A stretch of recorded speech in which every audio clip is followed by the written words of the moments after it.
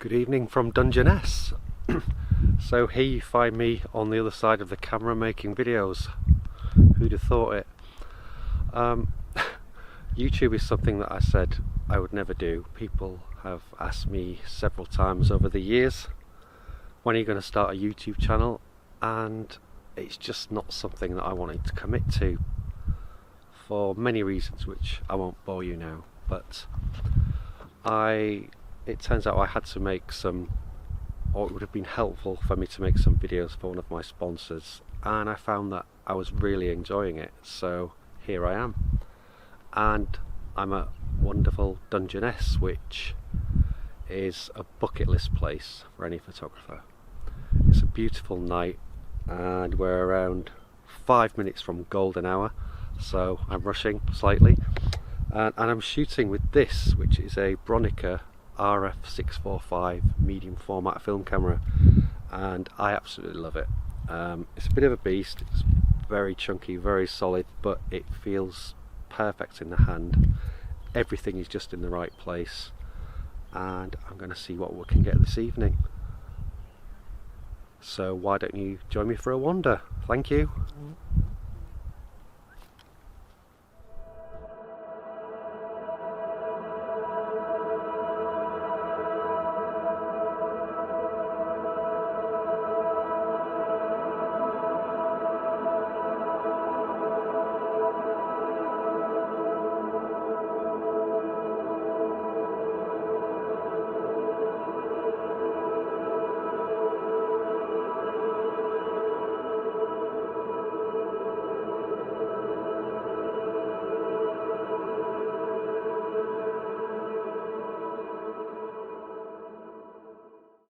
I've received my images back from the lab, and all of these are made with Kodak Portra 800, which is my favourite colour film. And there's no real deep and meaningful thought process behind this image. It's just a rather nice kind of depiction of a typical Dungeness sunset. But I kind of like this branch that seems to be growing out of the ship. And the really big skies, again, very reminiscent of Dungeness, so quite a pleasing image all round, really. So, surprisingly, or not surprisingly for Dungeness, here we have another boat shot on Kodak Portra 800. And what I liked about this scene actually was the way the cloud has very kindly positioned itself. In fact, for me, this image is all about the cloud. The boat is just kind of an interesting foreground.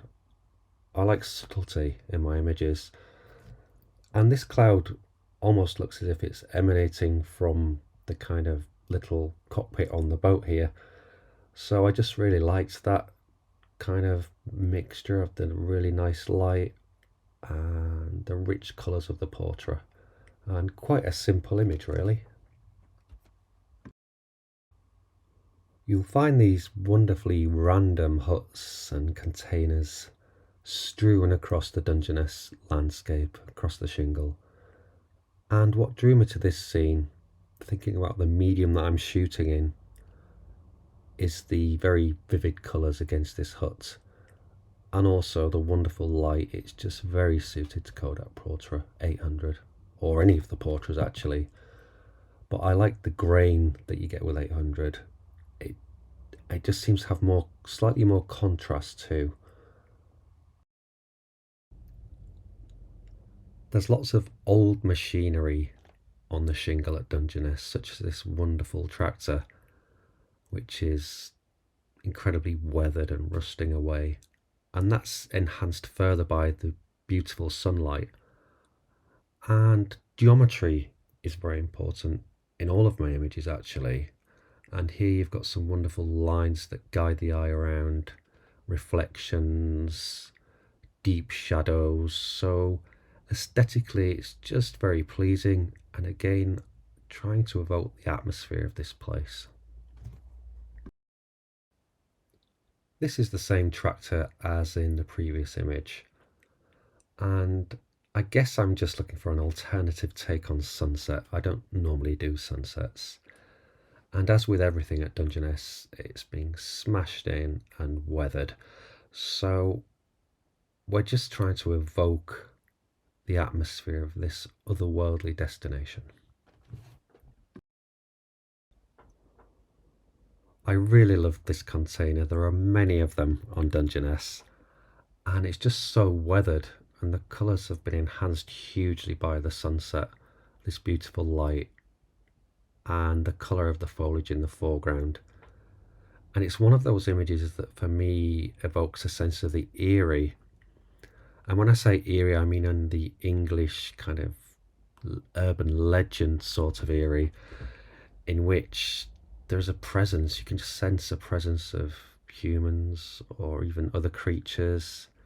The energy of the landscape is particularly powerful, and that's something that I've talked about pretty regularly with a lot of my images, is the sense of the energy of a place.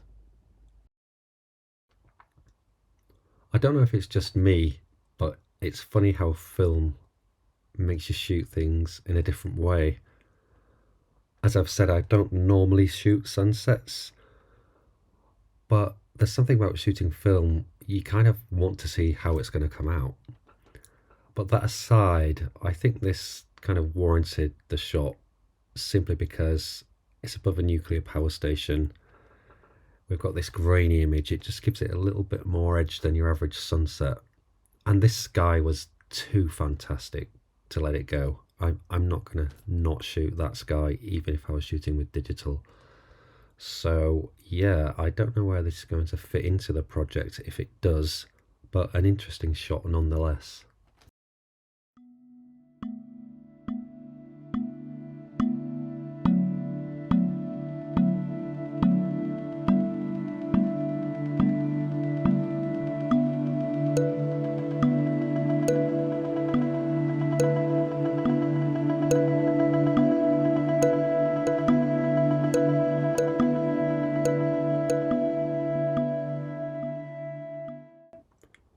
Moving on to the next set of images, which are obviously completely different aesthetically. They've been shot digitally and post-processed to make them into black and white photographs. On this particular day, we're quite near sunset, but the light was still very harsh. Not light that I'd normally choose to shoot in, if I'm honest. But actually, it's worked really well for these structures, creating these very dark, triangular shadows that really suit the boldness of the structures. So I actually think it works nicely, and at the moment these are the images that I think I'm going to use in this particular series. I should mention actually that these structures are sound mirrors on the RSPB Dungeness Reserve that were used in the days before radar. I won't waffle on too much about those, but just letting you know. You can always Google. It's a fascinating history, actually. As I was walking behind this particular structure, this scene immediately caught my eye, and I guess it's that juxtaposition of nature, the soft shadows against the very geometric shapes of the building, which is so pleasing. I really like this sort of image, and it's one that will probably make it into this series. This is one of two smaller circular sound mirrors. As well as trying to evoke the energy of this place, I also like to work with themes, and it's not often a theme immediately leaps out at you. But as I was staring at this structure, it struck me, it kind of looks like an Egyptian head mask. And this is something which only occurred to me on the third trip. And another thing about the reserve, there were lots of cormorants, and you know when cormorants kind of just sit there with their wings drying out in the sun, they looked just like those hieroglyphics from Egyptian times. And I'm not sure where this is going, but this may develop into some kind of, what it already is developing into, a mixed media project. So it'll be interesting to see where I go with this. This particular sound mirror is 60 meters long, and it's very impressive when you stood in front of it, but it's very difficult to get that scale across photographically, so instead I'm looking just for impact. And this side-on view had a bit of oomph to it. It's very angular. We've got this nice curve emanating from the middle. It's a nicely balanced images, and I think it fits in well with the previous view. So I've got a nice set there.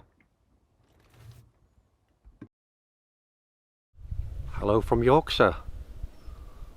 The Yorkshire Wolds, David Hockney country where I live. Although you would think I'm in the tropics, man, it is so hot at the moment. There's just no escape from the heat. Although I'm doing my best under this shady tree. But anyway, back to Dungeness. So as you've seen from the previous slideshow, the images that I got on that trip are very varied conditions too. Black and white digital, colour film. If you add to that the images from my trip last year, in which I had just crazy conditions, pink skies and frost, people have asked if those images were photoshopped. Well, obviously I use Photoshop, but always in a very natural way. There's nothing overly enhanced, so no, everything's as it was, if you like. So now that leads me to kind of decide where I'm going to go with such an eclectic set of images. And I guess it's very difficult to evoke the strangeness of Dungeness. Normally I'll have a coherent style in all of my projects, but this Dungeness, and it'll be a mini-series if you like, nothing long-term, it's so varied, and I'm struggling, as I say, to evoke the feelings. So I started ripping up prints, making collages, sketching, and my idea is to turn this project into a zine. So it'll be very interesting to see how it turns out with all these kind of eclectic scenes. So yeah, that's where I'm at with this project, and I'll probably make a part 2 to show you the end result.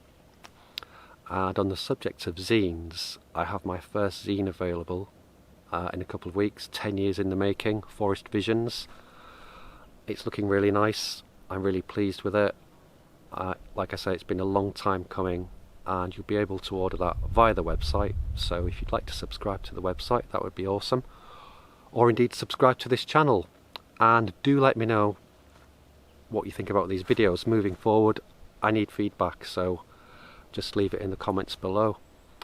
I need to get used to the editing process. Video is completely new to me.